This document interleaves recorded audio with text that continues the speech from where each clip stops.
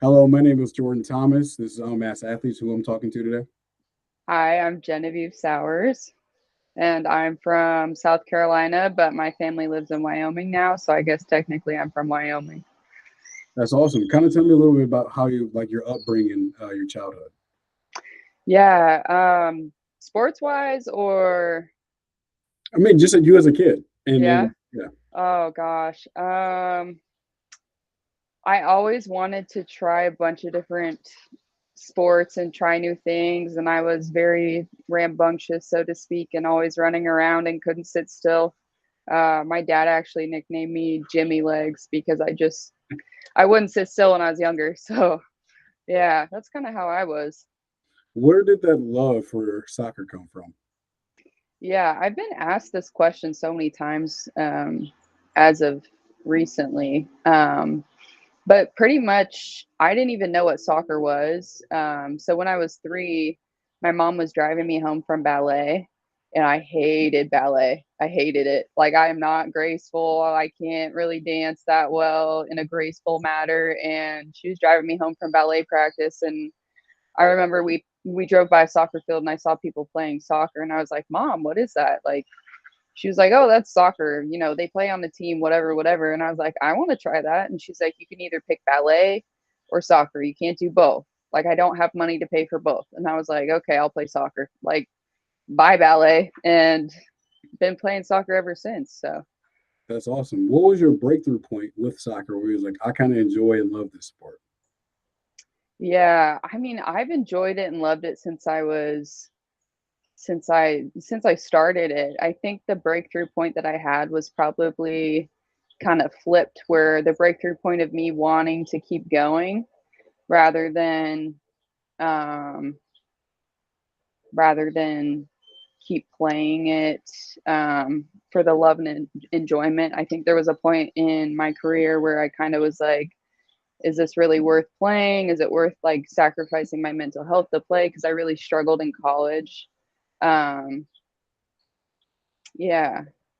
No, you just hit. I think that was a perfect way to transition right there. Talk about the mental health journey within that. Yeah, sorry, that probably didn't really make sense, but No, it did. basically, yeah. So, I mean, I grew up really loving it, never having performance anxiety. I'd always look forward to stepping out on the pitch. And I mean, I remember even in high school, I started hearing about visualization and how important it was for athletes. And I did that on my own without even trying. Like before games, I would like have dreams of me playing really well and have dreams of me scoring bangers and things like that. And I didn't really have to try to visualize. But then I started developing this kind of performance anxiety out of nowhere in college, and I stopped visualizing and stopped having those dreams of like playing well and things like that. So I struggled in college, just I guess being anxious and being in my head all the time. And it wasn't really till I looked within and worked on myself and worked on how to be confident when there's no one really giving you a reward. Um, how to be confident for myself and not worrying about what other people think, that I ended up kind of getting over that. And I feel like that's a hard thing to explain if you haven't been through it. Yeah, and I think Yeah. you kind of hit that like that note where it's like you were kind of like not necessarily lost, but you were trying to see where your feet's at, which is like Mhm. a lot of athletes, especially in that realm where you're trying to figure out the love, but you're also trying to figure out like who I am at the exact same time. What was like what things that kind of brought you your peace within that like that mental health battle that you were going through? Yeah. I think the typical things that are recommended to you did not bring me peace. I will start with that. So I did go to I went to counseling a couple times in college, and the recommendations I got were, okay, breathing, work on your breathing, breathe in for 5 seconds, kind of like a box breathing technique, work on your breathing. And whenever you feel anxious, just take a big deep breath and move on. Um, And to me, that didn't really work because I was so in my head that just taking a deep breath kind of seemed like redundant to me. It didn't really do anything. But I think what really worked is journaling. Um, I would journal and write about my practices and games and how I felt like I played, because at that point in time, I felt like I could have had the greatest game of my life and I would still think that I played bad. So I'd write down everything that happened, the good moments, the bad moments, and then I'd shut my journal and that would be it. And then I'd move on, just kind of letting my thoughts out, and then moving on from there and not really looking back. I think that's really what helped, because I feel like a lot of times athletes get stuck in this like cyclical cycle of, why do I keep playing bad? Why do I keep playing bad? And it just puts you in this spiral almost. What do you think consumed you the most? The pressure that you put on yourself or the pressure of the sport itself? I think I don't think the pressure of the sport and the demands that I was required to give for the sport really put the most pressure on me. I think it was definitely myself and my internal talk. Just because, like, if you look at it, like with soccer, you got to be really physical fit. Um, the fitness tests we do in college are outrageous, and I think every college has like a different one. So the tests we did were outrageous, but I was always fit enough to pass them and do well at them. I was always in tune enough to complete the passing patterns or the drills at practice, but it was my mind that limited me.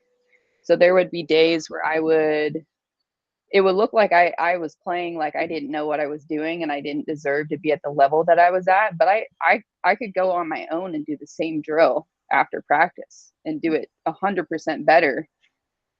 And it was definitely my internal talk, definitely my internal self talk.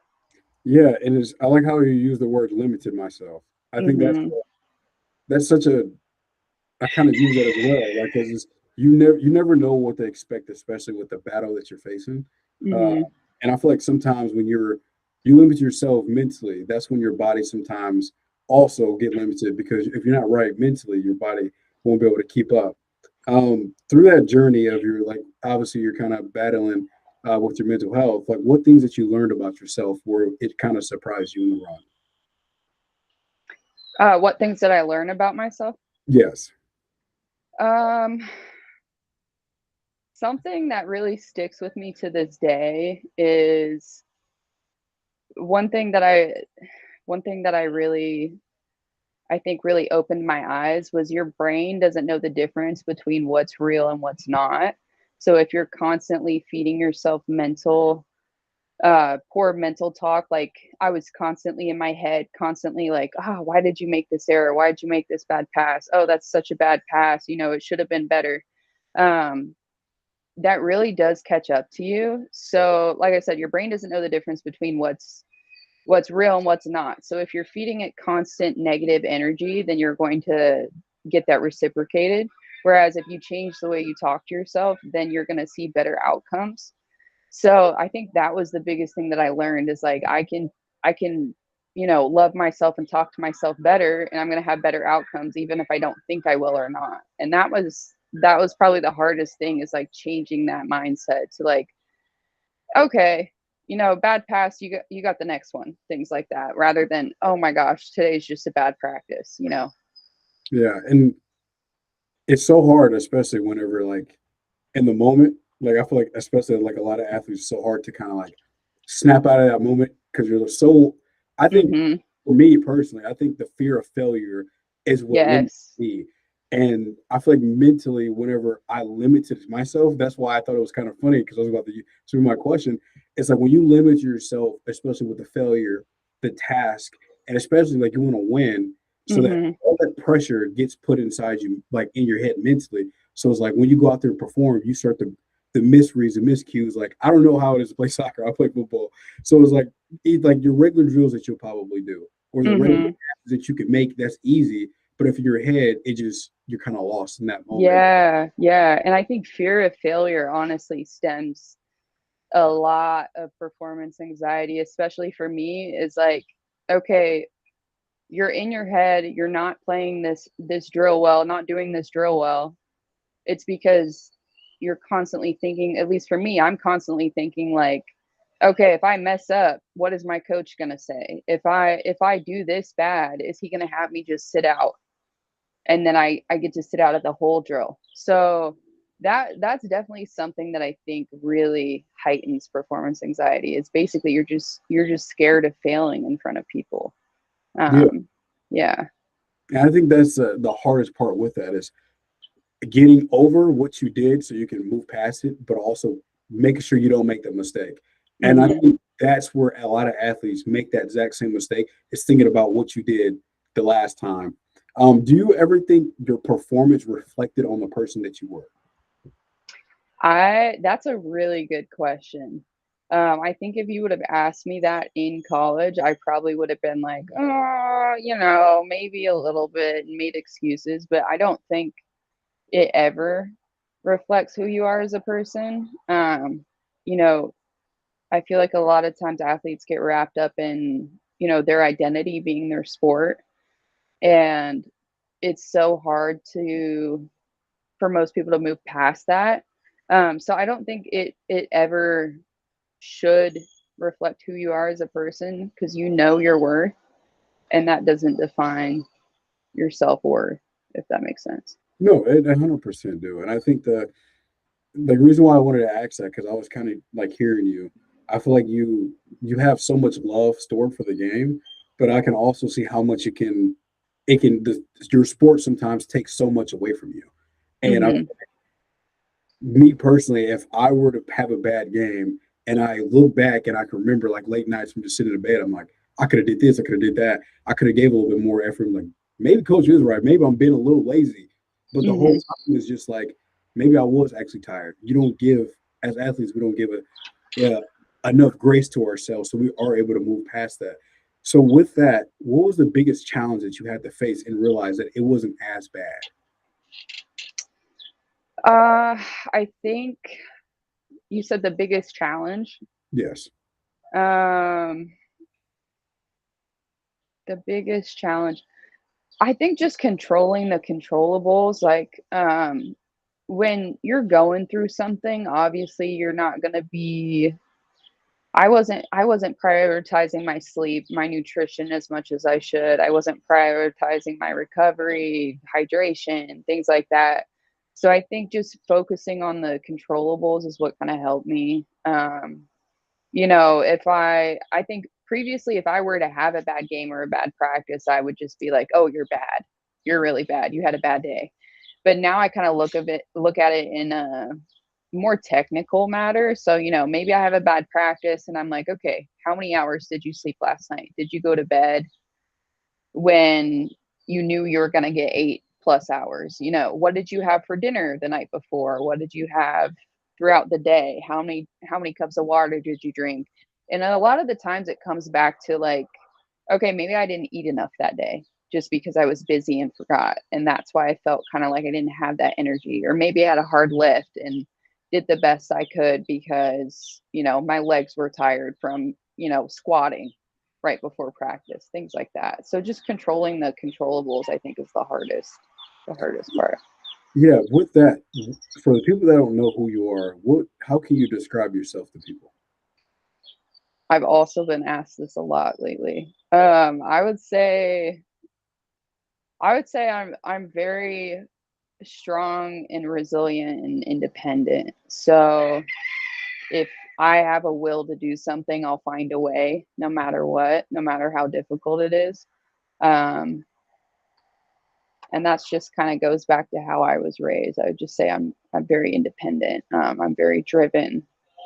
Um, yeah. Awesome. What would your younger self say about you? What did you say? What would your younger self say about you now? My younger self. Yeah. I feel like she would be probably in awe. I've wanted to play professional soccer since I started the sport. So I think she'd be in awe. She'd be proud. Um, Yeah. That's awesome. Yeah, I think the reason why I ask that is because I feel like sometimes we realize how much we wanted a dream, and I think looking back at that would be like the most inspirational thing because your younger self probably would be dreamed and would die any day to be in a position you are in now. So that's pretty awesome. With you being so young and being enjoying the sport, what is some of your favorite memories within the sport? My favorite memories. Oh, I feel like, um, there's so many. I have so many memories. I remember when I was in college, we went to Plain Hawaii, and that was pretty cool. We got to spend a couple days on the beach and try the food, and um, all of our all of my teammates and I got pretty close. It was like a beginning of the season tournament, and that was pretty fun. But like the third day into it, like the day before we played a game, I got really bad food poisoning, and I Wow. was just down for the count for like the rest of the trip. Like I couldn't even play in the tournament because I got food poisoning from something, and I was just sick in the hotel room for the rest of the trip. So that's like a good memory, but also like the food poisoning part is like, yeah, whatever. Um, but I mean, there's so many. There's so many. Um, I mean, last season my team and I won. We won the championship for our league. So that was a pretty good memory. Worked pretty hard to get there. I mean, those are the ones that are coming to mind right now. No, that's fine. Yeah, speaking of that, when was the moment that you knew that you wanted to go pro? The moment that I knew. Yeah. Um, I wanted to. I wouldn't say there's really a moment. I'd say like it's just always been in the back of my mind since I started playing. I don't really know if there's really a moment where it just clicked and I was like, okay, this is what I want to do. I mean, it's just always been a dream. The road's been bumpy to get here for sure, but Yeah. it's always been up there. Yeah, let's talk about that road. Why has it been bumpy a little? Yeah, kind of a crazy long story, but so I grew up in South Carolina. My family's from there. I started playing rec league, and I played until I was about, because I moved to Wyoming when I was like 13. So I played rec league from like 3 to 12 or right before we moved. And I remember that, so there's 7 kids in my family. And I just remember like there would be coaches from like ECNL and club that would come up to my parents and they'd be like, oh, she has potential. Like you should sign her up to play club. And I mean, my mom would look at the prices and be like, there's no way we can afford that. So, me being that little, I was just like, oh, I'm still going to play professional. Like, club doesn't matter. Even though now, like, if you don't play ECNL, like, it's hard for you to get recruited to a big college. So then we moved to Wyoming. And I remember we got to Wyoming, we drove there, long car ride. We drove there, got there, and the first time I ever saw snow in my life was like the day after we got there. And I was like, there's no way people play outside in this weather. And I just remember it was so hard transitioning because there was soccer everywhere in South Carolina. And then when we moved, it was like there was rec league and then there was like high school if you played high school, but I wasn't in high school yet. So I just played in the rec league and then would go to the local like gym or go to the field on my own and just like, play around with the ball because I didn't know anyone yet. So I would just kind of train on my own. Um, and then when I got to high school, there was a team called Team Wyoming. So it was like Wyoming Select, and they'd select players from the state to play on that team in ECNL tournaments. So you play with people from around the state on this team and go and play in these tournaments to get scouted and for the experience. And then they had like ODP, which was the Olympic Development Program, which they still have now. Um, and you would get selected based off of your performance there to play in their tournaments as well. So it wasn't really till I got to high school that I really played pretty competitively. Um, and for the longest time, I thought that, I was always like, oh, why did we move? Like, there's no opportunity here. But I mean, we made the most out of what we had. In high school, I played high school. Being in Wyoming when I was in high school, I mean, soccer wasn't that big. It's bigger now for sure. But getting recruited to play at like a big school, like I wanted to play at a big Division 1 school, like that was the dream to start. It was almost impossible. I mean, like you would get scouted at tournaments, but then they'd see that you were from Wyoming and be like, oh, the competition they play is probably not the best, so we don't know if this person can play at the level that we're, required to play at. So I started at a JUCO, and then from the JUCO, we didn't really have a great record, and my coach kind of got fired halfway through my time there. So then the teams that were talking to him about me kind of lost interest after he left.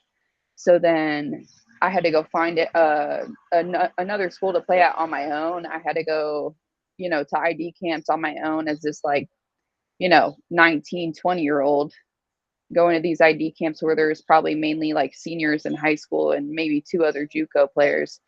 So I ended up going to one in Idaho, at Idaho State, and fell in love with the whole process. And then I chose to go there, but the process wasn't easy for sure. I mean, being from Wyoming, like it was extremely difficult to even, I guess, get looked at the time. And it could be way different now, but um, yeah, that's pretty much like the whole story in a nutshell. Yeah, that is definitely really wild, especially with I like how you kept on using the word why. Like that's Hmm. probably what is your why? Hmm. Yeah, I think my why is very, I mean, there's different, every, depending on the day, I could answer it differently. I think today's my why is, like I'm doing the things I need to do, um, for myself, and I'm able to do them because of, my relationship with Jesus, and he's guiding me through ways of, navigating the path. I definitely couldn't have done it without, like trusting in God. But I think my why is like I do this because I see that he's blessed me with a gift or a talent that I feel like I should put to good use, I guess. Yeah, and when did your faith journey start? Like tell me a little bit about that as well. Yeah, so I grew up Christian. We went to church every Sunday. Uh, very, very Christian family. And then in college, I kind of, when I didn't have my parents on my back, like, okay, go to church on Sunday, go to church on Sunday, I kind of strayed away from it a little bit. And then when I was going through those challenges of, the mental health struggles and performance anxiety in college, that's kind of where I went back to it, and started going to church again and reading my Bible and just trusting God. And I think that's also another reason why I kind of was able to get over that, is just, giving it up to God and just having him guide me through it. Yeah, for sure. Like with your when you were going through your mental health battles with this performance anxiety, what do you think God was telling you through that journey? I think he was probably telling me to just slow down a bit and just, I think, be more grateful. I think I was so caught up in just worrying, and wondering what was coming next, and what could go wrong next, that I just need to take a step back and be grateful and see that all that he had provided for me, instead of just constantly, looking for the next better thing to get. Um, yeah, just being more grateful, honestly. Yeah, for sure. And I feel like with when you go through those battles, it's so hard to stray away from God because you're Mhm. to again, I think as human beings, we always try to rely on ourselves than rely on Mhm. Him. And you kind of hit it on the point when you said control the controllables. And I live by that. Like if I can control something mentally or physically, I will do it. And the things I can't control, I leave that in God's hands because I know that's the best place of value. because it's no use for me if I just try to grab the whole and pick up the whole entire world and try to make it mine and try to make everything Mhm. big. But the only thing that you can do is center yourself, but also make sure that you're always giving the grace and glory to God, no matter what, through the success, even through the failures too. But it's awesome to kind of like hear you even like admit to like we're not perfect, we're human being. And I think again we get so lost in our sport becomes us. It Yes. consumes us and it starts to become like our identity. Like when somebody like asks you a question, they're like, "What do you do?" I play football. It's not like, "Hey, my name is this." And Yeah. it's the first thing people ask me, like, "You do this?" I'm like, I just had to stop straight away from that because it's like Yeah. it takes us a long time to get away from that. So my next question is, if you didn't have soccer, who would you be and what would you do? Oh gosh, if I didn't have soccer, I think ultimately, like, I really enjoy helping people, and I think I would have some sort of sports performance, like, training facility, um, and offer mental health, services as well as, like, performance training services where athletes can come and get in the gym and work on their mind. I think I would ultimately do that, and just make it affordable because I feel like now if you try to go take your kids somewhere to do like one-on-one trainings or coaching or whatever, like side things, that it's just so expensive and a lot of kids are missing out on opportunities because they just can't afford it. And growing up in a way where I didn't get to do those things, not because the opportunity wasn't presented, but because I couldn't afford them, my family couldn't afford them. I just see that there's a need for help in that area. But it's funny, going back to what you said, it's funny, that you said getting wrapped up in your sport is like something a lot of athletes do. I was working this clinic the other day, and this kid came up to me and was like, "So what do you do for fun? What do you do in your free time? What do you like to do?" And I was like, "Oh," she was like, "Besides play soccer." And I was like, "I go to the gym, I stretch, I like to cook." And she's like, "Well, that's boring. Like you don't do anything else." I was like, I go to the beach sometimes, but like you really, if you sit back and think about it, like when you're playing a sport, that's really all you have time to do." Yeah. It's so demanding, especially like the you have to be able to take care of yourself with that. And a lot of people don't realize like athletes, we take care of ourselves very excessively. Sometimes a Mhm. little bit like too much to the point where it's like it's breaking our bodies down. And it's crazy how you brought that up because I was in the gym and it's like I can't move how I used to. It's like it's just how because like your body's getting physically beaten repeatedly. So it's like now I got to be able to take care of myself, and it's like maybe I have to wake up a little bit early, take a Mhm. little bit of time, eat the right things, and I think the biggest thing that with the little kid told you, I was going to ask the exact same question. I think it also depends on what you do outside of your sport is what Mhm. help your mental health. Um, Right. but how has your family through your journey? How much have they impacted you?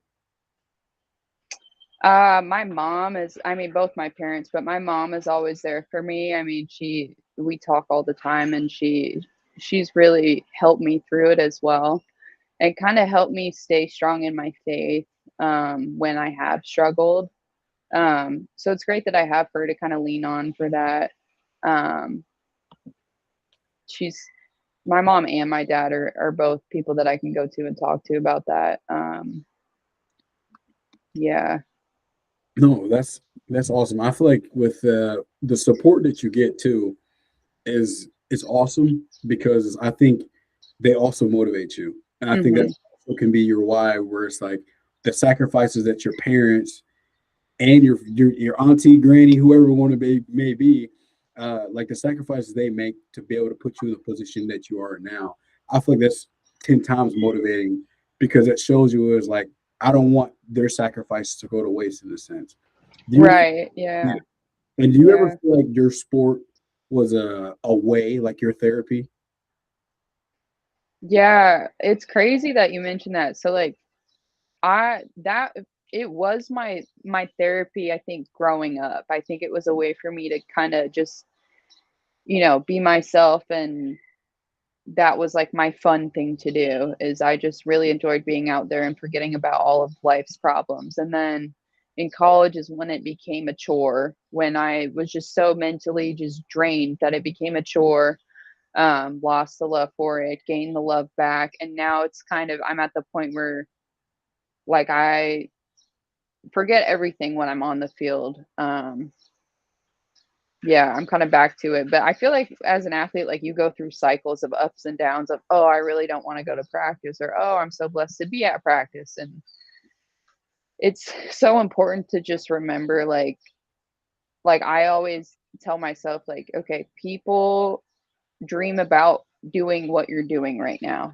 This might not seem significant to you right now, but people are dreaming about being in your position. So I've been trying to just be really grateful and just grateful for all the opportunities that, God has given me in the past and as of late, because I feel like I just haven't been as grateful in the past. I've kind of just been going through the motions, and yeah. Yeah, and I feel like a lot of that too, it can play a factor into when you do something so long, it becomes a habit, and you do it so consistently, and it's like I it grows to you. And like I Hmm. said, a lot of people rely on the sport as a sort of a therapy, which is a great thing. But also, you got to realize there comes to a point where it's like it's going to end one day. And when Yeah. it ends, what are you going to do? What is your new outlet? Some people become coaches and they just can't Hmm. walk away and leave the sport. And then when you have a family, that's your priority. And I think the saddest part that we are in now, I I was listening to a younger kid say, "I have to make it out so I can take care of my family." I don't think that mentality. I had the exact same mentality, but I learned and I walked away from that because it was such a bad mentality. Is because I'm trusting in myself. I'm not trusting in God's plan. And Yeah. if you trust in God's plan, He's going to veer you the right way. But when you start Hmm. doing your plan, that's when it fails. But one day, as athletes, it's going to come to an end. We're going to have to hang our cleats up, and we're going to have to do something else. For you, what is that impact that you want to make before your career ends, or when it ends, and you can still make an impact? Yeah. That's a good question. Um, I think I want to show other kids that it's just because you don't live in a big town, have a lot of money, have a lot of teams wanting you and teams you're playing for and playing every day of the week. And it's still possible to get to where you want to be, just trusting God and working hard.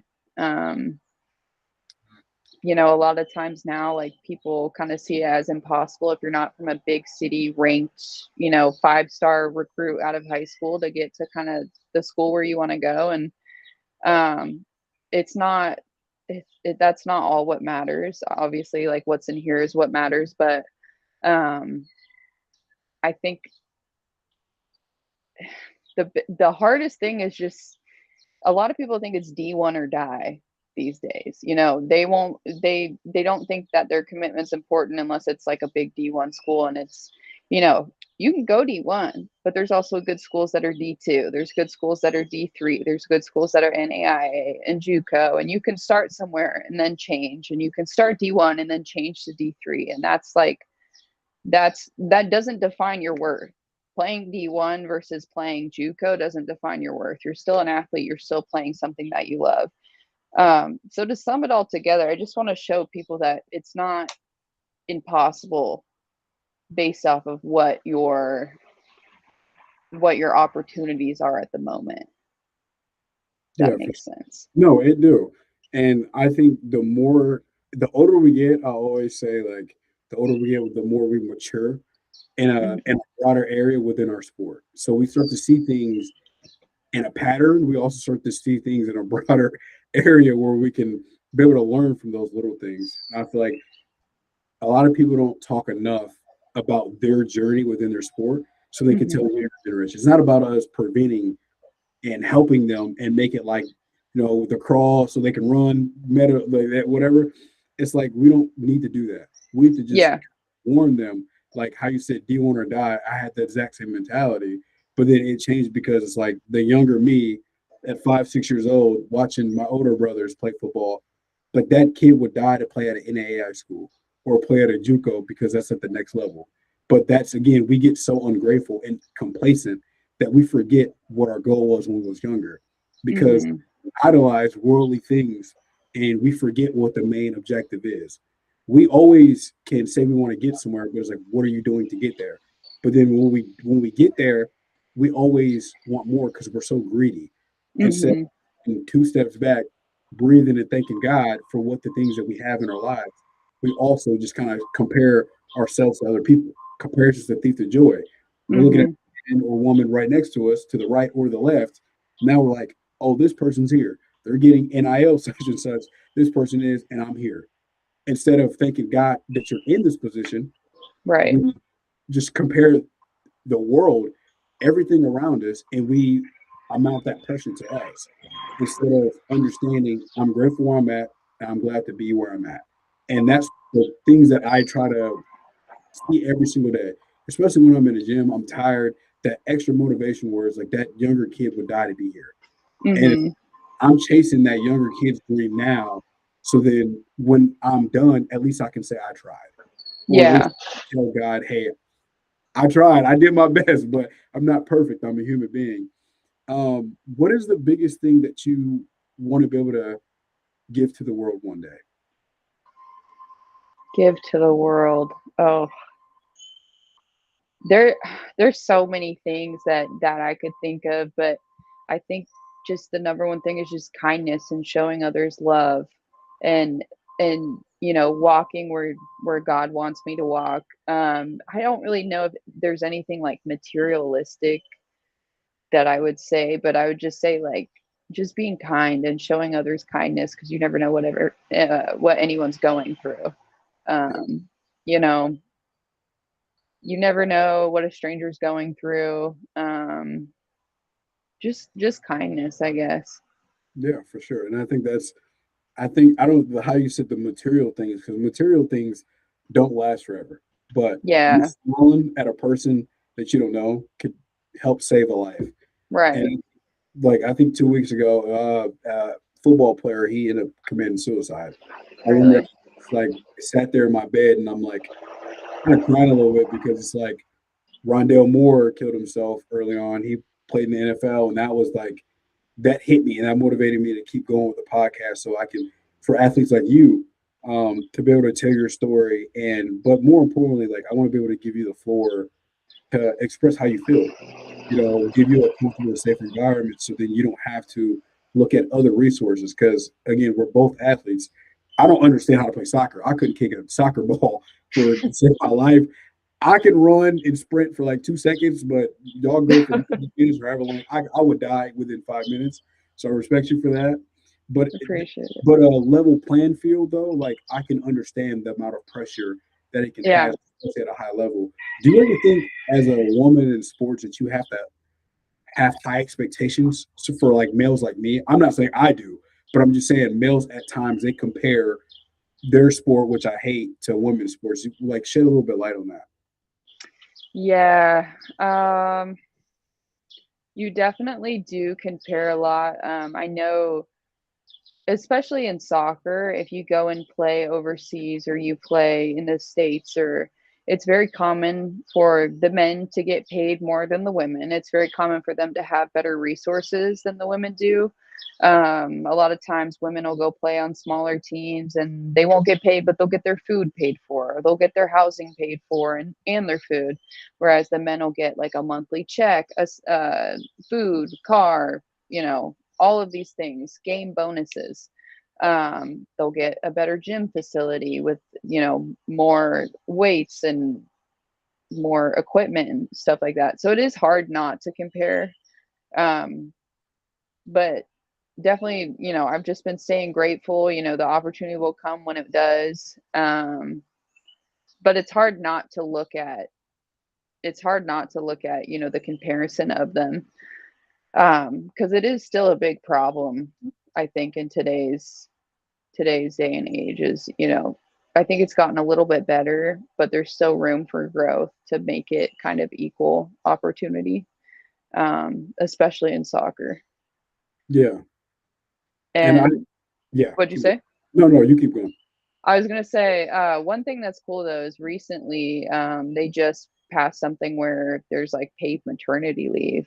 I think it's the U.S. Women's National Team and maybe a couple other leagues, but you know, for example, like Sophia Smith just she's plays for the U.S. Women's National Team. She just had a baby and came back and is playing again. But like previously, like maybe 5, 10 years ago, like you couldn't if you wanted to start a family as a female, like you just have to retire. And now like women have the opportunity to, have a family and come back to the sport and play. And then if you want to have another kid, they can have another kid and come back like and still get paid with their contract. So I think that's pretty cool. Previously they didn't have that opportunity. So that's a good step in the right direction, but there's still more that needs to be done for sure. Yeah, I agree. I feel like we gotta also, I feel like as males, I think we gotta support our women a little bit more. Hmm. Um, because I think that's probably is so tough to like sit back. I think I wish I would have spoke up a little bit more in high school about it. Like I was especially experienced like hearing women at our high school because our football team in high school we had everything. Like we was like worship kind of, and our women's teams they were in a shower. That was a locker room, Hmm. and we kind of had a blind eye to stuff like that. And it's like, and it made me realize now how much I want to be able to make sure women can have a voice and they can voice their opinion. But also like, how can I be better as a male to be able to support women, or how can I be able to make a woman feel comfortable with whatever to make sure she feels valued, but also listen. And I feel like, especially in a male dominant industry like football, and I know women's flag football is a big thing now. It's like, how can we support that? Or it's like the NBA guys, they're supporting women WNBA sport, which I think is awesome. But it's like, how can we continue to build and grow? There's also how Yeah. can fight for you guys a little bit more so we can get you guys paid. Or it's like you guys want to be able to have a baby. It's like, can we help provide payment more for that? Because I don't think it's fair. It's your guys' body, it's your choice, so you can do whatever you want. But I don't think it's fair that you should lose your career over something that you want to be able to do. Like Hmm. probably the most important thing to a lot of people. Everybody played house growing up, played with Barbie dolls and babies and stuff. But it's like Yeah.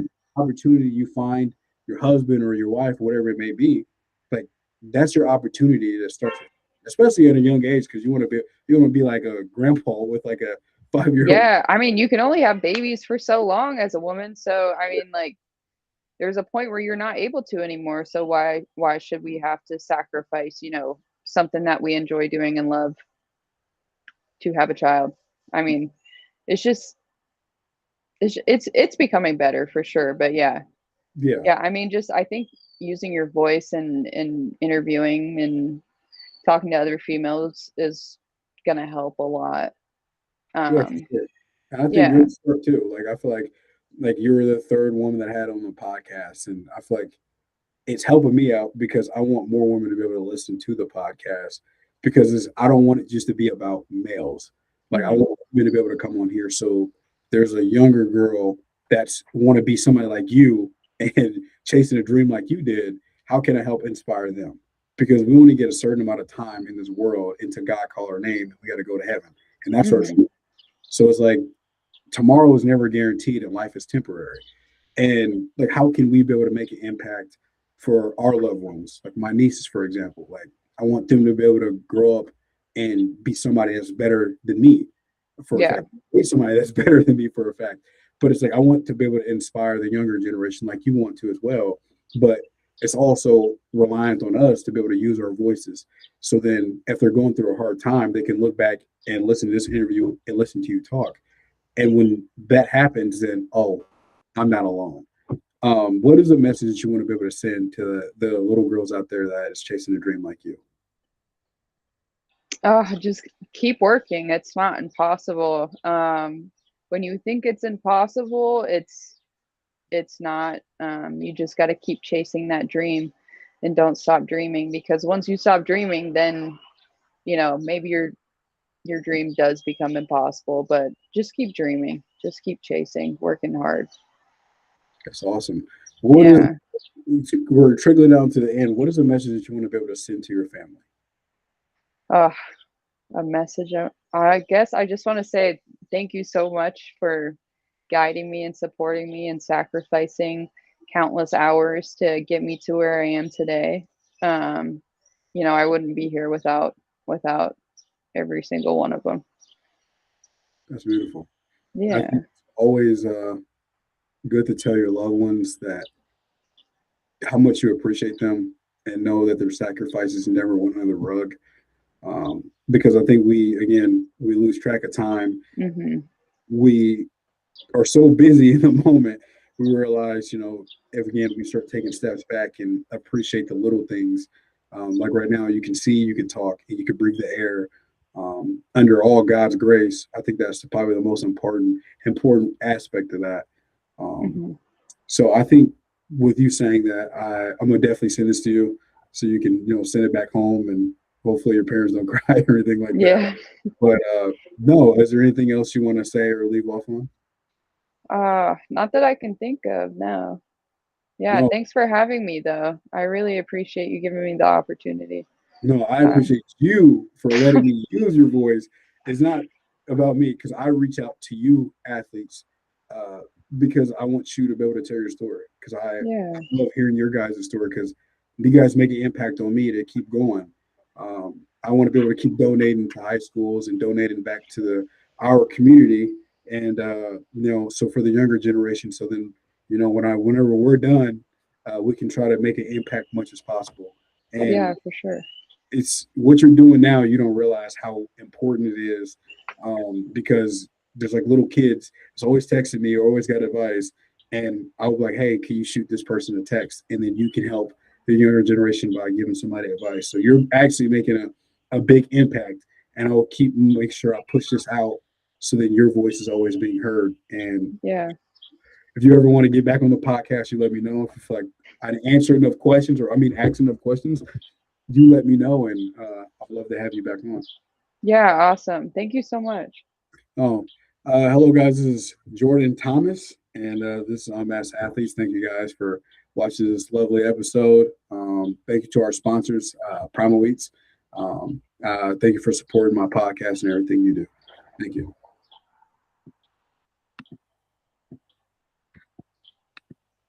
They don't want to end, huh? They want us to keep talking, I guess, huh? Or is my computer being a little janky? There we go.